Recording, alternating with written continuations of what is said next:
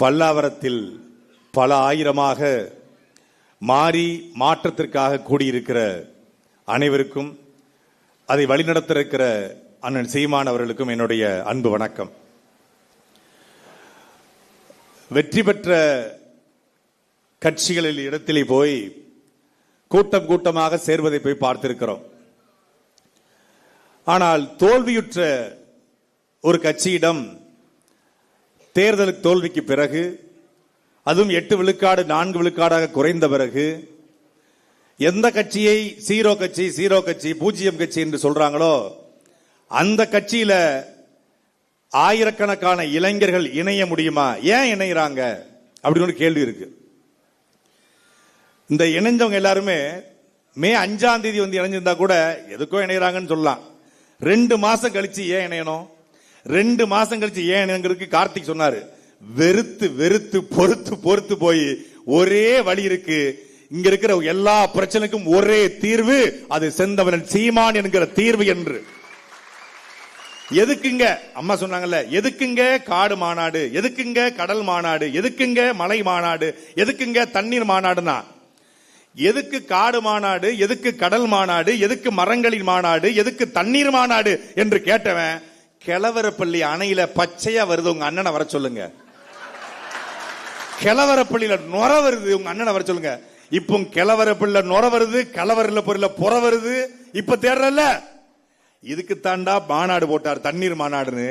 தண்ணீர் மாநாடு போடும்போது தண்ணிக்கெல்லாம் ஓட்டு இருக்கா, தண்ணிக்கெல்லாம் மாநாடான்னு கேட்டுட்டு இப்போ கிழவரப்பள்ளியில நொர வருது.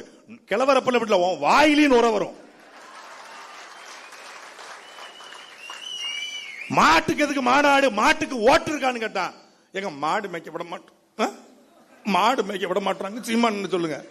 மாட்டுக்கு ஓட்டு இருக்கான்னு கேட்டா இப்ப சீமான் வர சொல்ற, எதுக்குங்க ஆத்துக்கு மாநாடுனா? இப்போ ஐயோ காவிரி ஆற பாருங்க, வட்ட கிணறு சார், வத்தாத கிணறு சார்ங்கிற மாதிரி எவனோ கிணத்த ஆட்டையை போட்டு போயிட்டான், கிணத்த காணுங்கிற மாதிரி இப்ப ஆத்த காணும்.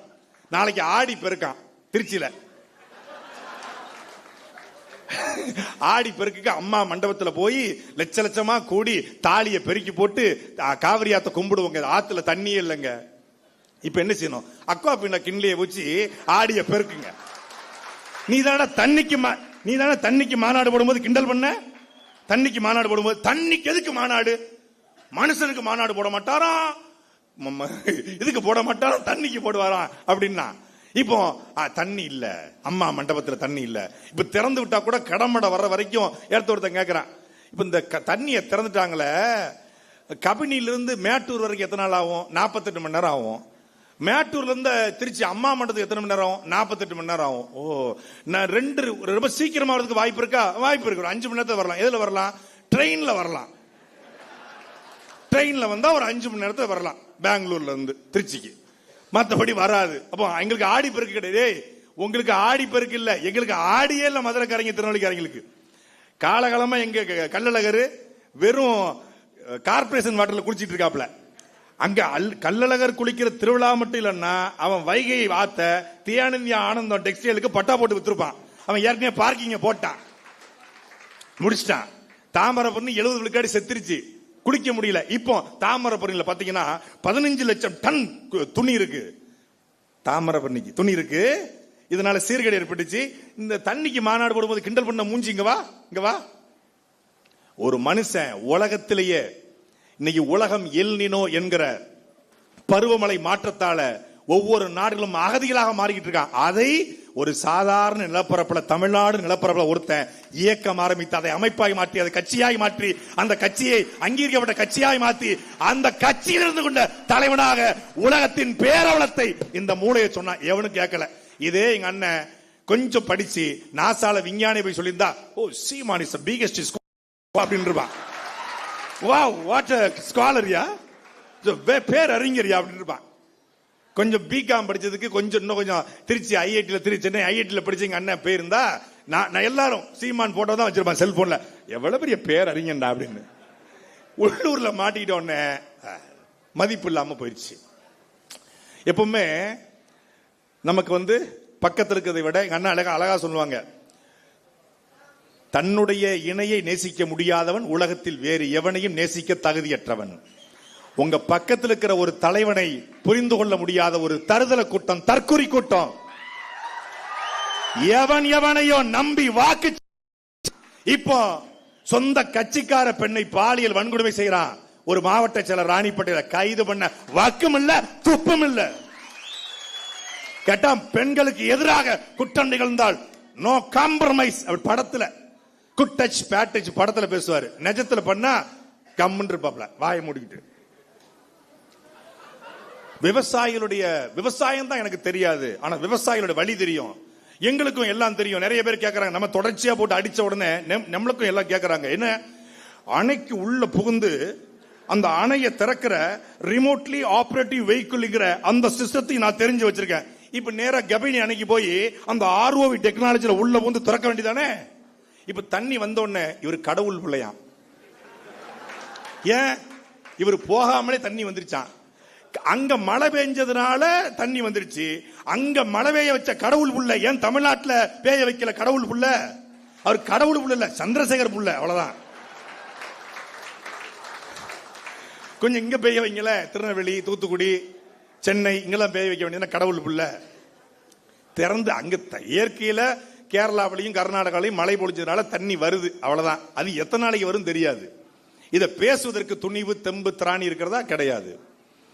விவசாயிகளுக்கு வந்து நான் வந்தா 5 ஏக்கருக்கு மேல அத்தனையும் 5 ஏக்கருக்கு மேல 50 விழுக்காடு தள்ளுபடி, 5 ஏக்கர் கீழே முழுமையா தள்ளுபடினாரு. அப்புறம் பார்த்தா 50,000 வாங்கினா தள்ளுபடி, 75,000 வாங்கிட்டா பாதிக்கு பாதி தள்ளுபடி. இது விவசாயிகள் இப்போ வாயிலையும் வயிலையும் அடிச்சுக்கிட்டு அழுறாங்க. ஒரு பக்கம் ரொம்ப சங்கடமா இருக்கு, இந்த பக்கம் இதயத்துல. இந்த பக்கம் பார்த்தா ரொம்ப ஹாப்பியா இருக்கு. அது ஏன்னு தெரியல. விவசாயிகள் போராடும் போது வலிக்குது, மனசு வலிக்குது. ஆனா மூளை ஏன் அப்படின்னு தோணுது. ஏன்னா பச்சை துண்டை போட்டுக்கொண்டு விஜய் வந்தால்தான் விவசாயிகளுடைய வலி தீரும் என்று சொன்னவன் இன்னைக்கு போராடுறான்.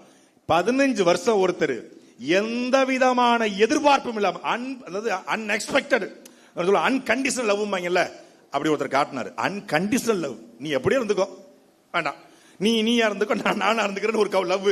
எங்க அண்ணன் எனக்கு ஓட்டு போடுகிற லவ் இல்ல, அன்கண்டிஷனல் லவ் காட்டினாரு. தூக்கி போட்டான், புறக்கணிச்சான். ஒரு தலைவன் 33,000 வாக்கள் மட்டும் தான் காரைக்குடியில் பட்டார், சொந்த ஊர்ல. பெரிய வழி. நான் உண்மையிலே எப்போதுமே சிரிச்சுதான் இருப்பேன். அண்ணன் சீமான பேசினாலே சிரிச்சுக்கிட்டு தான் பேசுவோம். முதல் முறையாக சட்டமன்ற தேர்தல் முடிவு வந்து போற அழுத. லூசு பேல அழாதரா, இனிமதாண்டா நம்ம ஆட்டமே துவங்க இருக்கிறது என்று மே 4ஆம் தேதி சொன்னார்.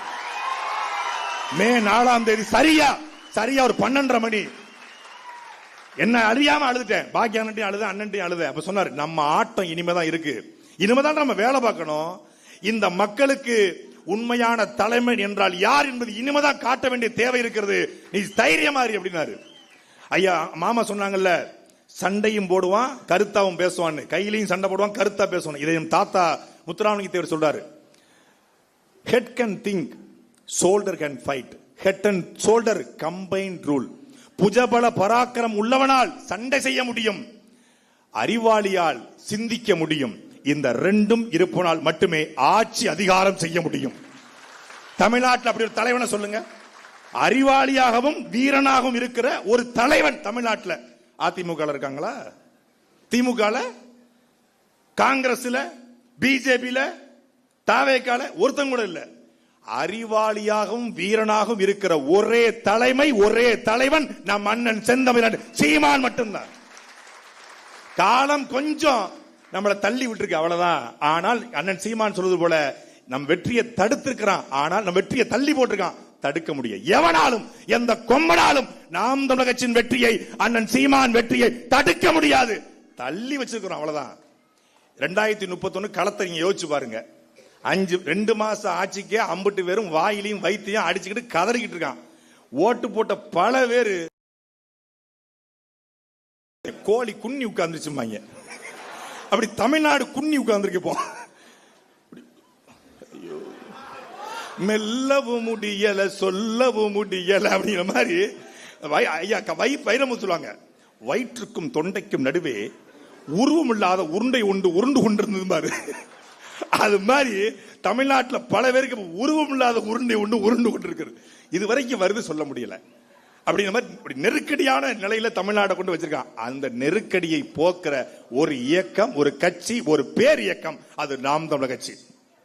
இணைந்திருக்கிற ஒவ்வொருவரும் கார்த்திகேயன் சொன்னாங்க, நான் கட்சி விட்டு நீக்கினாலும் நான் நாம் தமிழர் கட்சி. என்னெல்லாம் 2 முறை நீக்கிருக்காங்க.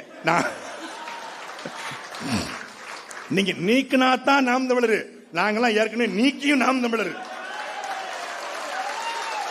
பாஸ், நீங்க படிக்கிற ஸ்கூல்ல நாங்க ஹெட் மாஸ்டர் பாஸ்.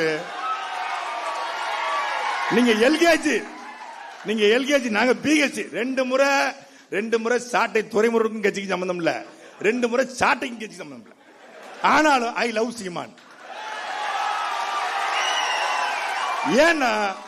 ஏன்னா சீமான் லவ்ஸ் மீ. அதனால அதாவது எண்ணிய கட்சி விட்டு தூக்கலாம், ஆனா அண்ணன் தம்பி உறவை உலகத்துல எவனாலையும் முடிக்க முடியாது. கட்சியை விட்டு நீக்கிட்டாரு அண்ணன். நம்ம கொஞ்சம் சாட்டை கொஞ்சம் சேட்டையும் பண்ணும்ல, நீக்கிட்டாரு. நீக்கின ஒரு குரல் பதிவு, ஒரு செய்தி வருது இரவு நேரத்தில். நான் ரொம்ப டென்ஷனா இருக்கேன், அண்ணன் கிட்ட கோச்சிக்கிட்டேன் அப்படி அந்த மோட்ல இருக்கேன். ஒரு செய்தி, உங்கள் அண்ணன் உங்கள் மீது கோவப்பட்டிருக்கிறார். உங்க அண்ணனுக்கு உங்கள் மீது வருத்தம் தான், கோபம் கிடையாது. உங்களுடைய காணொலியை பார்த்து இரவு முழுக்க அவர் தூங்கவில்லைன்னு ஒரு பதிவு. அந்த ஒரு பதிவை பார்த்தோன்னே அத்தனை போயிடுச்சு. அப்ப நம்ம இருக்கிற மாதிரி தான் அவரு அங்க இருக்காரு போல இருக்கு. சரி காத்திருப்போம், கூப்பிடுவாப்ல. அப்புறம் தேர்தல் முடியுது 2021. அப்பா இறந்து போறாங்க, அண்ணனோட அப்பா இறந்து போறாங்க. அங்க போறேன். போன உடனே அதாவது பேரன்பும் பெருங்கோவம்னு சும்மா சொல்லல, பெருங்கோவத்தை காட்டிட்டாரு அறிக்கையில. பேரன்பை காட்டணும்ல, அங்க போயிருக்க இதுல எங்கேயுமே சொல்லல. இத பரமக்குடியில ஒரு அறை போட்டு தங்கியிருக்காங்க. அண்ணன் ஹிமாயன் அண்ணன், அப்போ இருந்த வெற்றிகுமார் அண்ணன் எல்லாரும் இருக்காங்க. அப்போ உள்ள போறேன், இவருக்கு இங்க வந்திருக்காரு. நானும் சீமான் தம்பி தானே, நான் உங்களை பார்க்க வரல, எங்க அப்பா இறந்துட்டாங்க, மாலை போட வந்தேன். சரி உட்காரு, இருக்கட்டும் உட்காருப்பா, இருக்கட்டும். உட்காரா செந்தமிழ் அப்படி சொல்லி பழகுங்க அப்படின்ட்டு போய் உட்கார்ந்த உடனே. அதுக்கப்புறம் என்ன பொறுப்புல இருந்தா, இந்த இளைஞர் பாசுற கொள்கை பொறுப்பு அறிவிச்சு விடு, பிள்ளை போய் வேலை பார்க்க சொல்லு, போய் வேலை பாரு, போ, ஒழுங்கா பேசு. பாண்டே அதெல்லாம் பேசக்கூடாது. சுந்தரவல்லி சொல்லணும், அதுக்கு என்ன அந்த வார்த்தை? போ, அவ பேசணும் நான் பேசணும், அவ பேசணும் நீ பேசுவியா? நீ யாரா? நீ பிரபாகரன் பிள்ளை சீமான் தம்பி, நீ இப்படி பேசலாமா? பேசக்கூடாது. ஒழுங்கா பேசு, ஒழுங்கா வேலையை பாரு, ஒழுங்கா சேனல் நடத்து, வலையொலியை ஒழுங்கா கொண்டு போ. அங்கிருந்து ஆட்டம் 2வது இன்னிங்ஸ் தொடங்குது.